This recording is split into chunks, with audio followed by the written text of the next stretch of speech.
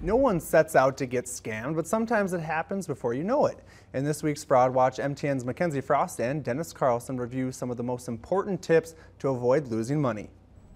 Scammers will come after you and your money in many different ways, in the mail, in your email inbox, and even over the phone. That's exactly right. Scammers will sometimes pose as the IRS, spoof your caller ID, and say you're in trouble. Here's an example of one such call.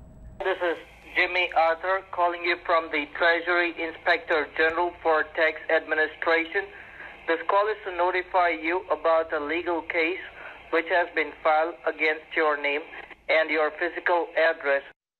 Office of Consumer Protection investigator Ryan Sullivan says to remember one thing. They're never going to email you. They'll never ask for payment via wire transfer or credit card over the phone. The IRS would contact you via mail, so you're going to get something in the mail that's signed and notarized by the IRS. We've looked at social media scams, jury duty scams, door-to-door scams, and more, but there have been some common themes through all of them. And you think that it's suspicious or you don't trust the person, end the conversation. This year, more than 140 million Americans were impacted after the Equifax data breach. OCP Chief Mark Mattioli says this large breach is a good reminder for everyone to stay vigilant.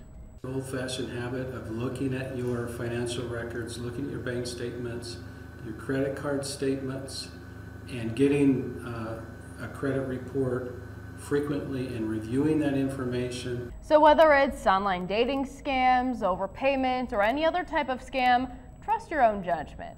If it sounds too good to be true, it probably is. And that's your Fraud Watch. In Helena, Dennis Carlson. And Mackenzie Frost, MTN News. We touched on many different ways scammers will try and take your money. The Office of Consumer Protection tracks various scams in the state, and on our website we have their contact information.